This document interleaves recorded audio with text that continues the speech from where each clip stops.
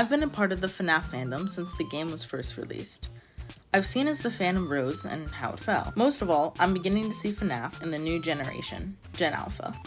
Generation Alpha already has a bad rep for their raunchy humor, cringe, and of course, skibbity toilet. Ever since Security Breach came out, FNAF has gotten a new wave of fans, the same age that we were when it first came out.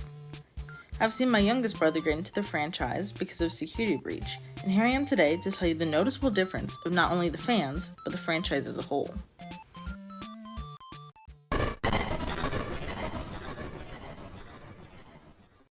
FNAF has garnered more attention from Security Breach. Take a shot every time I mention Security Breach, you'll be in the hospital.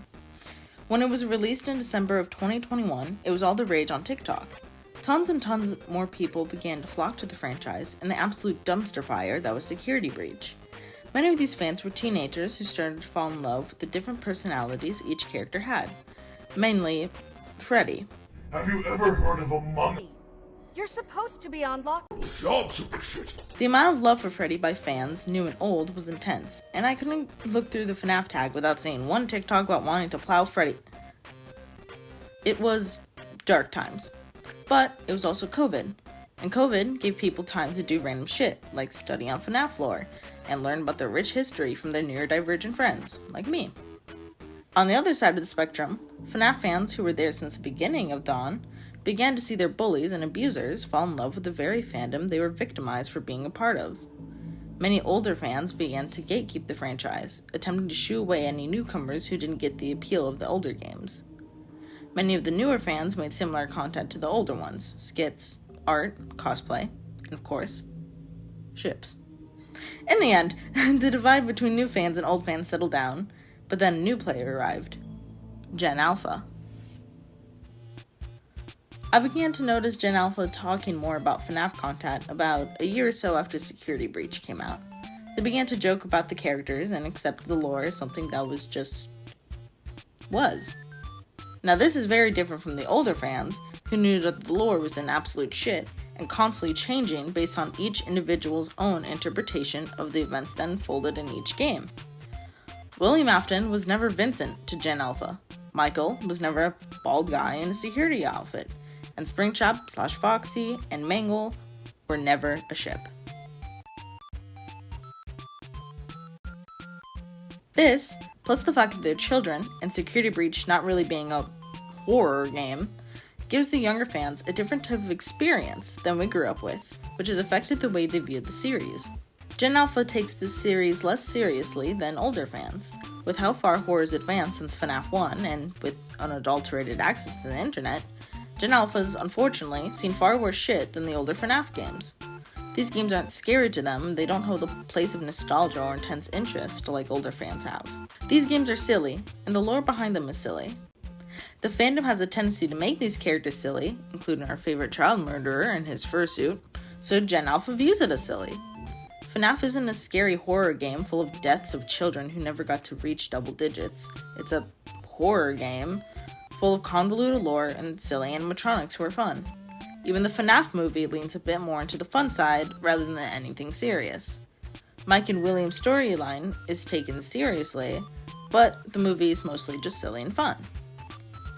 This younger generation is growing up with the idea of FNAF being more fun and lighthearted than it was, and this impression is making a different type of FNAF fan. The fans who make jokes and memes without recognizing the horror behind the actions inside the games.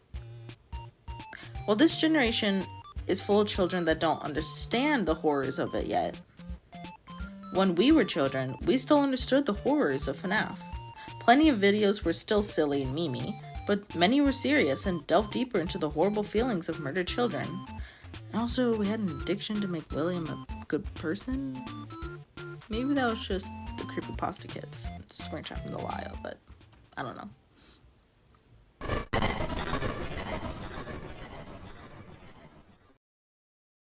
I mentioned this in the previous segment, but the games aren't as scary as they used to be. The one exception I have to that is Into the Pit, which hasn't been released by the time of recording, but looks like a good horror experience. If you go back in time and show the first generation of FNAF fans the current type of horror, they wouldn't think FNAF is all that scary either. The appeal to FNAF is surviving the night, and the horror of that is the tension that builds up and releases. The later games don't rely on this tension to build up and scare you, but try to make the jump scares the main purpose of fear. In Security Breach, the scariest part of the game is redoing all the hard work you've done.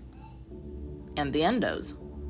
The endos being the area that works because it feeds into the paranoia of something being behind you, while also building up tension as you sneak through the area. In Ruin, there isn't much fear to it. It's a linear, well-made game that continues the story Security Breach loosely set up. Help 1 and 2, while being one of my favorites in the series, doesn't have much fear in it either.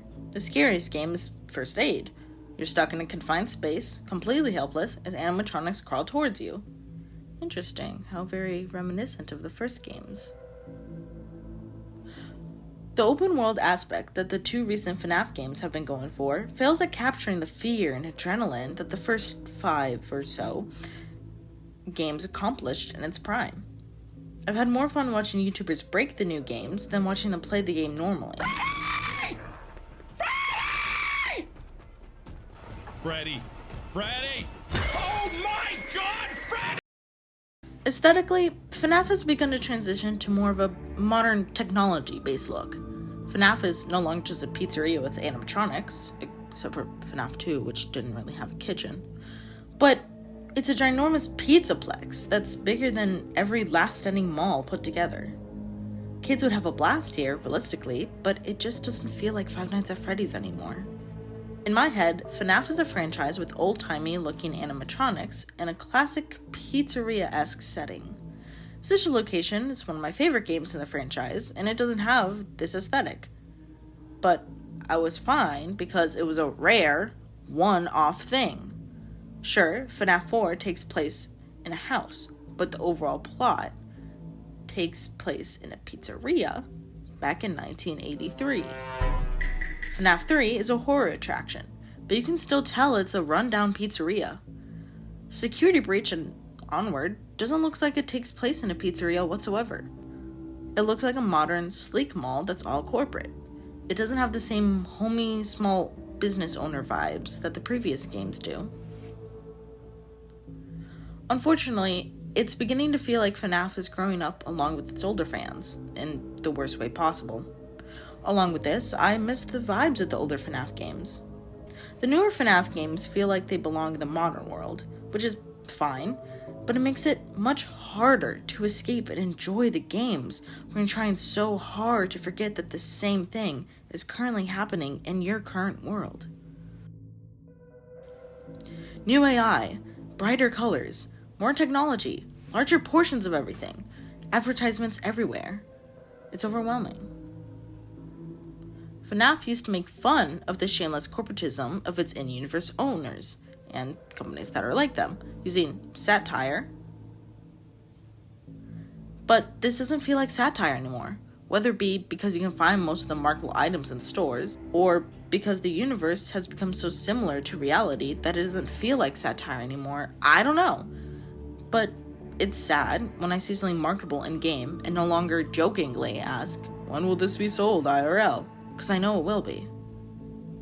Which, sucks as a broke college student whose special interest is FNAF.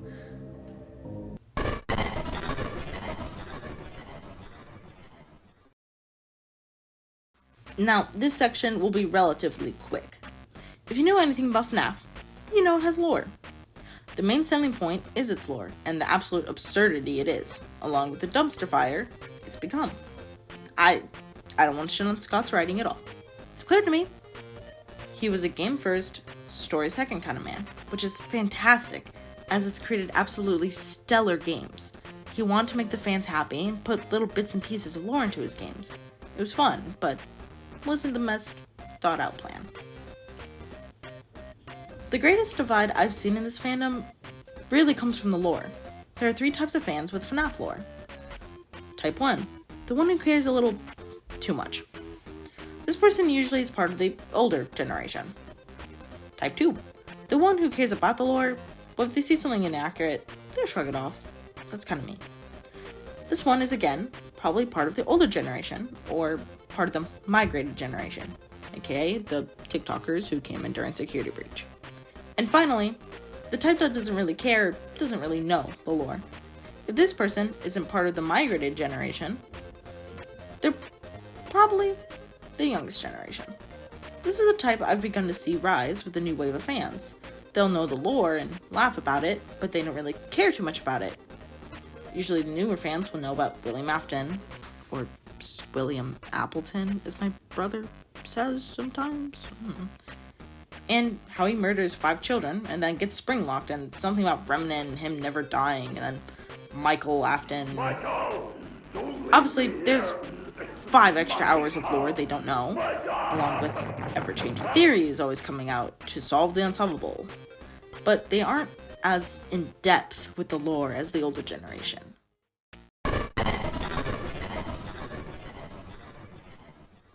I remember watching an amazing FNAF animation around a week ago by now.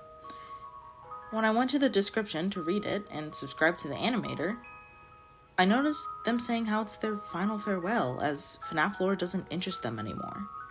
This, unfortunately, isn't uncommon. I've begun to see more and more FNAF veterans fall out of liking the franchise as the lore gets more and more out of control. Just fucking hit my jewelry. Whoops, that made a clingy noise. As I mentioned in the games part of my video, the vibes are not the same anymore.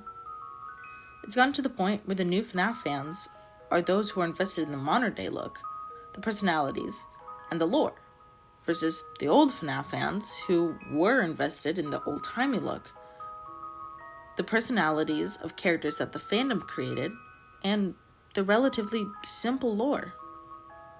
One thing I haven't yet mentioned is MatPat. You can't deny he's a large part of why people have stayed in the fandom for so long. Despite the games being different, despite the lore going out of whack, and despite the new fans being extremely different from the older ones, there's one string that connects everyone: game theory. MatPat. Whether it's because he's a father figure, cool uncle, a nice constant, a friendly face, a good time, or just plain old nostalgia, MatPat was there for every FNAF fan. With him retiring,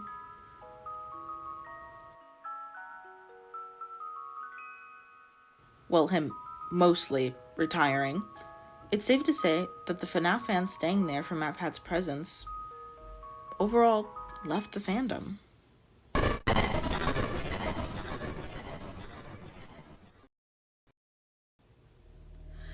I don't think the fandom has lowered in numbers.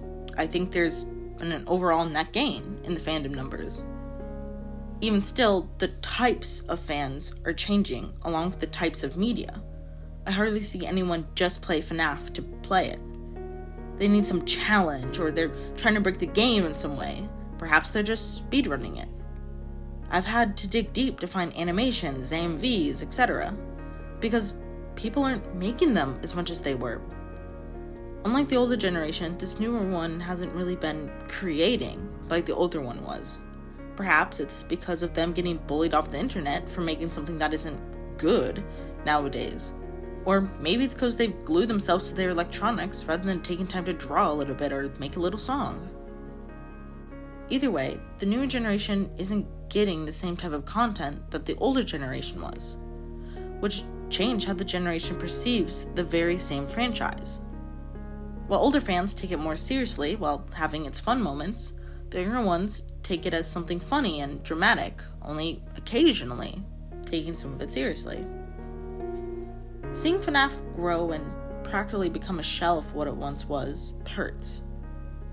I'm glad they stopped bringing Afton back, but disappointed as he kept me coming back to the fandom.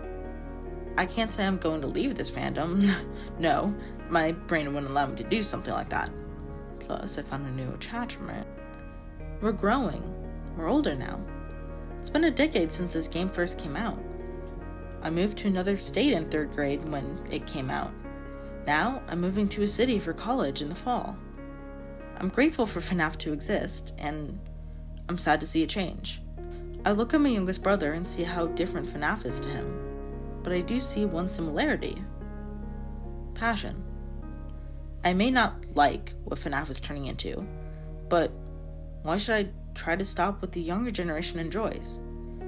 Maybe FNAF will change their life like it changed mine, just in a different way.